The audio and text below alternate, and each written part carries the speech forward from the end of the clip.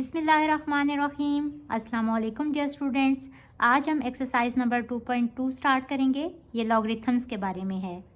Bye definition what is logarithm? If we have b power y is equals to x where x b y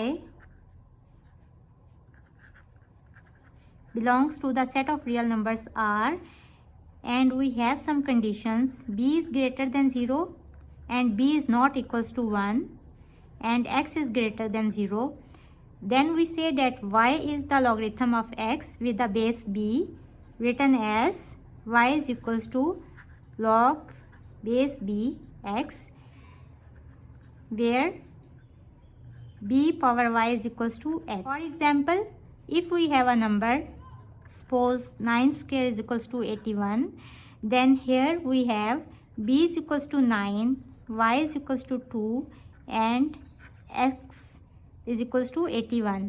Then by definition log of base 9 81 is equals to 2. So we say that a logarithm is an exponent. यहाँ जो चीज़ आपने सीखनी है वो ये है कि अगर आपके पास एक्सपोनेंशियल फॉर्म है like 2 to the power 7 is equals to 128, तो हम उसका लॉगरिथम कैसे लेंगे? ये जो नंबर है ये बेस में चला जाता है और ये वाले जो दो नंबर्स हैं ये इंटरचेंज हो जाते हैं, तो हम लॉग की फॉर्म में इसको ऐसे लिखेंगे। सिमिलरली अगर हमारे पास लॉगरिथमिक फॉर्म है like log of base 2 log of 8 is equals to 3, then इसको एक्सपोनेंशियल फॉर्म में कैसे लिखेंगे? 2 to the power 3 is equals to 8। अच्छा जी, यहाँ देखें कि अगर हमारे पास log ऑफ b बेस हो और हमने 1 का log लेना हो तो आंसर हमारे पास 0 होते हैं। कैसे? अच्छा, आप इसको एक्सपोनेंशियल फॉर्म में लिखें। बेस जो b था वो इधर ही रहेगा और ये इंटरचेंज हो जाएंगे, 0 इधर आ जाएगा, 1 इधर चला जाएगा। तो आप देखें कि किसी भी नंबर की पावर 0 हो तो आंसर 1 होता है। और एक और चीज़ कि जब हमने बेस और जिसका हमने लॉग लेना हो वो दोनों सेम हो तो आंसर 1 आता है। इसको भी आप एक्सपोनेंशियल फॉर्म में लिखें तो आपको क्लियर हो जाएगा कि b ये वाला और ये इंटरचेंज हो जाएंगे, ये 1 इधर आ जाएगा इसकी पावर में और यहाँ b आ जाएगा। तो यहाँ से ये कुछ चीज़ें हैं, ये आपको ऑब्जेक्टिव टाइप क्वेश्चंस में आ सकती हैं। तो चलिए स्टार्ट करते हैं exercise number 2.2। Question number 1 is check whether log of 7 minus X is defined for x equals to 0। हमने x इक्वल्स टू 0 यहाँ पुट करना है और हमने चेक करना है कि क्या ये इसको सेटिस्फाई कर रहा है या नहीं। तो उसके लिए हम सबसे पहले इसको सपोज कर लेते हैं कि ये y के इक्वल है और यहाँ से हम इसको पहले एक्सपोनेंशियल फॉर्म में लिखेंगे। तो क्या हो जाएगा कि ये जो बेस थी ये इधर ही रहेगी, y इसकी पावर में आ जाएगा और ये जो पूरी टर्म थी ये इस साइड पे आ जाएगी। अच्छा जी, अब हम इसको सिंप्लीफाई करेंगे। हमने x इक्वल्स टू 0 पुट करना है इसमें फॉर x इक्वल्स टू 0। तो क्या हो जाएगा कि 0 की power y is equals to 7 minus 0। इसको सिंप्लीफाई करें, आंसर इज 7। अब आप देखें कि अगर y आप 0 करते हैं तो 0 की पावर 0 आंसर 0 होगा। y को आप कुछ भी कर लें, 1 कर लें, 2 कर लें, 3 कर लें, जब भी 0 की कोई भी आप पावर लेंगे तो आंसर 0 ही आएगा। तो 7 0 के इक्वल नहीं हो सकता। तो इट मीन्स के ये जो है ये x इक्वल्स टू 0 पे डिफाइंड नहीं है। तो हम कहेंगे कि it is not defined for x equals to 0। अच्छा जी, इसका नेक्स्ट पार्ट है इफ़ x इक्वल्स टू 1। अब हमने चेक करना है कि x इक्वल्स टू 1 के ऊपर क्या ये वाला जो लॉग है ये डिफाइन है या नहीं। तो हम इस वाली इक्वेशन को, ये जो हमने इसकी एक्सपोनेंशियल फॉर्म लिखी थी, इसको हम इक्वेशन नंबर 1 कह लेते हैं और हम इसी में ही x इक्वल्स टू 1 पुट करके देखेंगे कि क्या ये इसको सेटिस्फाई कर रहा है या नहीं। तो अगर हम x इक्वल्स टू 1 पुट करें तो 1 की power y is equals to 7 minus 1, this this is equals to 6। और आप देखें कि 1 की पावर अगर y आप लें 1 तो क्या आंसर होगा, अगर y आप लें 0 तो आंसर 1 होगा, अगर y आप 1 लें तो भी आंसर 1 होगा, अगर आप y 2 लें तो भी आंसर 1 ही होगा। तो ये 1 इस 6 के इक्वल नहीं हो सकता, दोनों साइड्स बराबर नहीं है। इट मीन्स के for x equals to 1 this log is not defined. तो हम इसको भी ऐसे ही लिखेंगे कि it is not defined for x equals to 1। अब हम इसी इक्वेशन में x इक्वल्स टू 6 पुट करेंगे। तो हम चेक करेंगे 6 की power y is equals to 7 minus 6, और 7 माइनस 6 को ये 1 होता है 6 की पावर y। अब if y is equals to 0 तो क्या हो जाएगा 6 की पावर 0, तो ये देखें ये 1 ही आ रहा है जो कि इसके इक्वल है।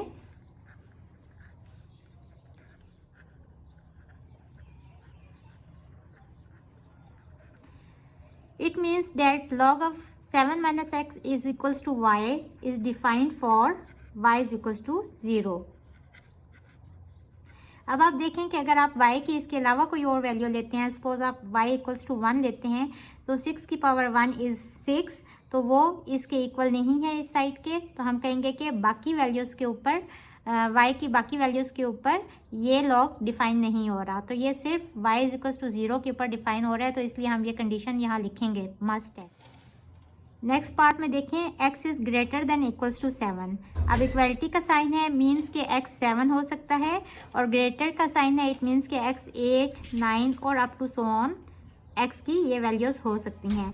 अब हम इसको x इक्वल्स टू 7 के ऊपर चेक करते हैं। तो यही वाली इक्वेशन हम लेंगे जिसको हमने इक्वेशन नंबर 1 कहा हुआ है, और इसमें हम x इक्वल्स टू 7 लगा के चेक करते हैं। तो 7 to the power y is equals to 7 minus 7 and this side is 0। तो अब आप देखें कि यहाँ y की वैल्यू अगर आप 0 लगाएंगे तो किसी भी चीज़ की पावर 0 होगी तो आंसर 1 आ जाते हैं, 1 भी 0 के इक्वल नहीं होगा। इसी तरह y की वैल्यू अगर आप लगाते हैं 1 लगाते हैं तो 7 टू द पावर 1 इज़ 7, और इसी तरह 7 की पावर 2 लगाते हैं तो 7 स्क्वायर इज़ 49। तो इट मीन्स के किसी भी पॉइंट के ऊपर ये x इक्वल्स टू 7 को सेटिस्फाई नहीं कर रहा। अब x इक्वल्स टू 8 को भी चेक कर लेते हैं। इसी के अंदर हम x की जगह हम 8 लगाते हैं, तो 8 to the power y is equals to 7 minus 8, और यहाँ देखें कि ये नेगेटिव आ गया। इसको ये नेगेटिव है तो आप देखें कि इसकी पावर कोई भी होगी तो नेगेटिव नंबर तो नहीं आ सकता। इट मीन्स कि ये जो है x is greater than equal to 7 को ये लॉगरिथम डिफाइन नहीं कर रहा। Question number 2 is convert the form of the following equations i.e. From exponential form to logarithmic form and vice versa. Means कि आपके पास अगर लॉगरिथमिक फॉर्म है तो आपने उसको एक्सपोनेंशियल फॉर्म में चेंज करना है, और अगर आपके पास एक्सपोनेंशियल फॉर्म है तो आप उसको लॉगरिथमिक फॉर्म में चेंज करेंगे। तो स्टार्ट करते हैं। Part 1 is log of 216 is equals to 3 to the base 6। अच्छा जी, जो बेस होती है वो उधर ही रहती है, और हमने पढ़ा कि हम इस नंबर को यहाँ और इसको यहाँ शिफ्ट कर देंगे। तो 6 क्यूब इज इक्वल्स टू 216, और ये आपकी एक्सपोनेंशियल फॉर्म आ गई। मज़ीद आगे हमने इसको सॉल्व नहीं करना। अच्छा जी, इसका पार्ट 2 देखें। ये एक्सपोनेंशियल फॉर्म हमारे पास है तो हम इसको लॉगरिथमिक फॉर्म में चेंज करेंगे। ये जो 7 है ये इसकी बेस बन जाएगी, और ये नंबर यहाँ आ जाएगा 4 की जगह पे, और ये जो एक्सपोनेंट है ये इस साइड पे आ जाएगा। तो ये हमारे पास लॉगरिथमिक फॉर्म आ गई। नेक्स्ट पार्ट देखें। ये हमारे पास लॉगरिथमिक फॉर्म है, इसको हमने एक्सपोनेंशियल फॉर्म में चेंज करना है। जो बेस होगी वो उधर ही रहेगी, और ये दोनों नंबर्स जो हैं ये शिफ्ट हो जाएंगे। x की जगह पे 5 आ जाएगा और यहाँ x आ जाएगा। तो यही हमारी एक्सपोनेंशियल फॉर्म है। अच्छा जी, अगला क्वेश्चन देखें। इसमें हम लोग क्या करेंगे, इसको हमने लॉगरिथमिक फॉर्म में लिखना है। जो बेस है वो एज इट इज़ रहेगी, और -3/4 की जगह क्या आ जाएगा 1/27, ये इधर आ जाएगा, और ये सारे का सारा यहाँ आ जाएगा -3/4। तो ये हमारी लॉगरिथमिक फॉर्म है। नेक्स्ट पार्ट देखें। इसको हमने लॉगरिथमिक फॉर्म में लिखना है क्योंकि ये हमारे पास एक्सपोनेंशियल फॉर्म में गिवन है। तो आप देखें, लॉग ये वाला नंबर बेस बन जाएगा, और ये दोनों शफल हो जाएंगे। 25x/3 की जगह पे आ जाएगा equals to x/3। So this is the required logarithmic form. इसका नेक्स्ट पार्ट देखें। अब ये देखें 10⁻12, ये सारे का सारा हमारे पास यहाँ बेस 10 के साथ है, तो हम इसको इस साइड पे ले आएंगे और यहाँ से y यहाँ आ जाएगा। तो 10 की power y is equals to 10⁻12 is our required exponential form. Next part देखें।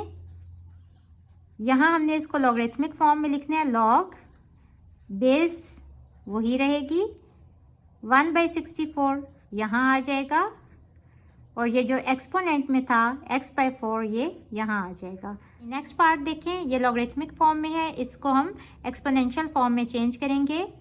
तो हमारे पास जो बेस है वो वही रहेगी। इस 2 को हम यहाँ लेके आते हैं इसके एक्सपोनेंट में और ये वाला जो पूरा नंबर है ये हमारा इस साइड पे आ जाएगा। So this is our required exponential form. Next part देखें।